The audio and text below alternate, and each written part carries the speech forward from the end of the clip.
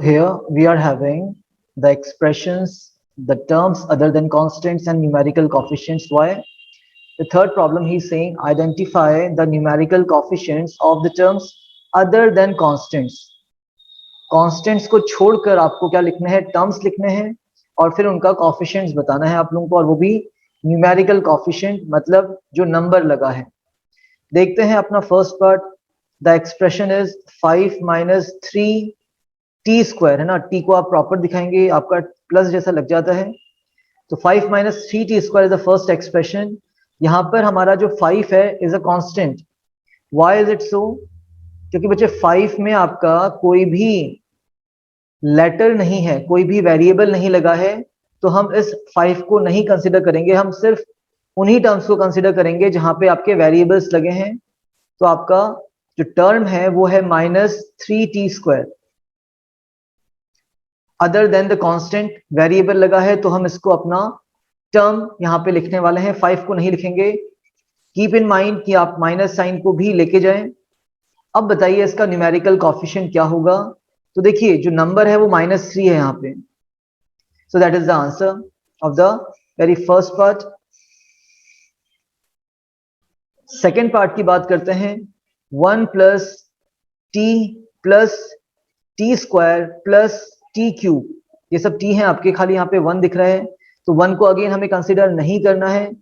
The reason behind is कि 1 is a number, a constant, so we have to take those terms which contains variable. तो पहला term हमारे पास T है, दूसरा term हमारे पास T square, third term हमारे पास T cube है, और इन सभी का साइन पॉजिटिव है, तो no need to put the sign. So T का कॉन्फिशिएंट क्या होगा? कितना टी है? How many Ts are there? तो 1 बच्चे। अगर कुछ नहीं होता है तो हम 1 लिखते हैं। टी स्क्वायर कितने हैं? अगेन नथिंग, तो 1 होने वाला है। टी क्यूब कितने हैं? तो अगेन इट इज 1। क्या मतलब हुआ इसका? कि अगर हमारे पास कोई भी न्यूमेरिकल वैल्यू नहीं दिख रही है टी की, टी के साथ कुछ नहीं लगा है, तो इट मीन्स यहाँ पे 1 होगा। 1 इंटू टी क्या होता है? टी ही हो जाता है। तो इसीलिए हम क्या बोल रहे हैं, 1 हर किसी का फैक्टर होता है। अगर इस टी स्क्वायर को हम देखें तो कितने टी स्क्वायर हैं? कुछ नहीं लिखा है तो 1 होगा। कितना टी क्यूब है? कुछ नहीं लिखा है, तो इट इज ऑल्सो 1। तो अगर कोई भी न्यूमेरिकल वैल्यू नहीं लिखी है किसी भी वेरिएबल के आगे, तो उसका मतलब है वो 1 होगा। मान लो यहाँ पे माइनस होता, क्या होता? तो यहाँ पे हम 1 नहीं लिखते, फिर हम -1 लिखते, taking into the consideration of this minus sign को भी लेके चलते। बट यहाँ पे तो हमारे पास इतना ही है, तो हम इसको ऐसे ही करेंगे। नोट कर रहे हैं, थर्ड फोर्थ और फिफ्थ भी कर लेते हैं। Third problem, x plus 2xy plus 3y। So there are all the variables present। यहाँ पर सभी वेरिएबल्स आपको दिख रहे हैं। x वेरिएबल है, x y वेरिएबल है, और y भी आपका वेरिएबल है। तो तीनों टर्म्स आप लिखने वाले हैं।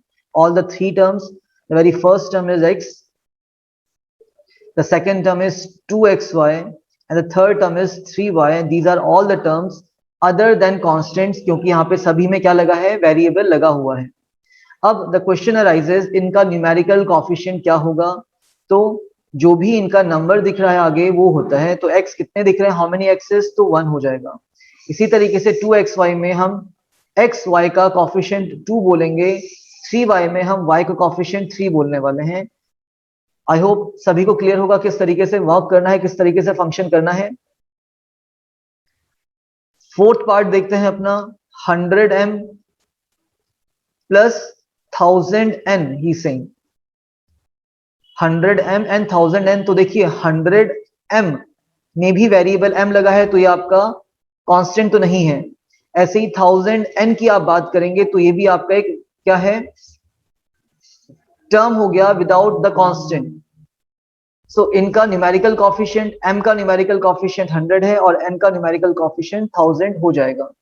Numerical coefficient I hope clear होगा कि कितने हमारे पास उसकी वैल्यू है ना। x की वैल्यू कितनी है? तो 1 है। एक्स वाई की वैल्यू 2 है, y की वैल्यू 3 है, m कितने हैं? तो 100 है, n कितने हैं? तो 1000 है। That is the meaning of numerical coefficient. Fifth part भी कर लेते हैं यहीं पे।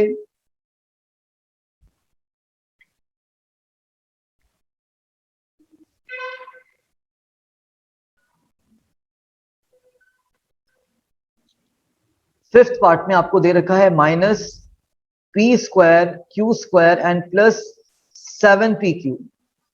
तो देखिए यहाँ पे दो टर्म्स हैं, first term is minus P square Q square and the second term is 7pq। Just keep it in mind कि आपका माइनस साइन है। और देखिए पी स्क्वायर क्यू स्क्वायर कितने हैं, how many P square Q square, तो कोई भी नंबर ना लगने का मतलब यहाँ पे 1 होगा और उसका साइन माइनस होगा because of that minus sign. 7pq की बात करें तो कितने pq हैं, 7pq हैं, तो that is our answer of the fifth part. Note करते चलिए, बहुत इजी है आप लोगों के समझना। Third fourth and fifth part note कर रहे हैं, आगे फिर नेक्स्ट पार्ट देखते हैं अपना। ओके, सिक्स पार्ट में एक्सप्रेशन आपके पास 1.2a प्लस 0.8b है। We have to find the terms first. तो पहला टर्म इसमें कितना हो रहा है 1.2a और जो सेकेंड टर्म है इसका वो कितना 0.8b। Okay, two terms are there. Now the numerical coefficient of a, हम क्या बोलेंगे कि a का कितना न्यूमेरिकल कोफिशिएंट है, दैट इज 1.2 और b का numerical coefficient is 0.8।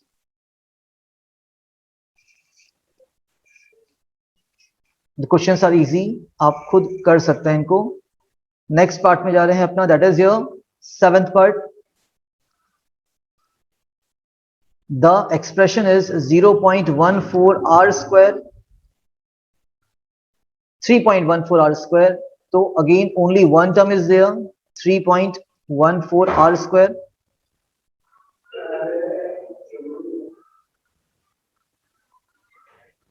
Now the coefficient of r square is 3.14 and that's it, we have to do that much only.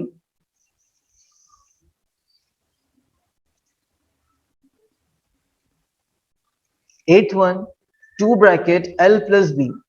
तो देखिए इसको हम और किस तरीके से लिख सकते हैं, जो 2 है आपका वो l से भी इंटू हो रहा है तो 2l प्लस 2 आपका b से भी इंटू हो रहा है तो हम इसको 2b लिख सकते हैं, और करके आप इसको इस तरीके से भी लिख सकते हैं।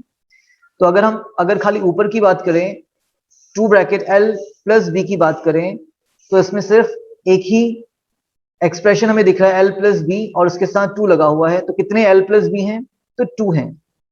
बट अगर हम नीचे देखें तो यहाँ पे हमें दो टर्म्स दिख रहे हैं। द पहला टर्म है आपके पास 2l और दूसरा टर्म है आपके पास 2b। तो l का कॉफिशिएंट 2 है और b का भी कॉफिशिएंट 2 है, तो आप इसको इस तरीके से भी लिख सकते हैं। दैट वाज योर एथ part. Ninth part, last part भी यहीं पे कर रहे हैं हम इसको।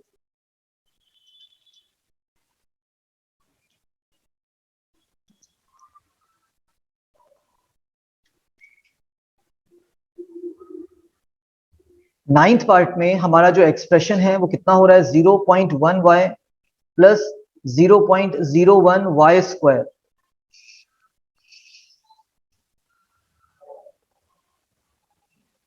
तो देखिए यहाँ पे हमारे पास टर्म्स जो है वो पहला टर्म है 0.y और सेकेंड टर्म है वो है 0.01y स्क्वायर।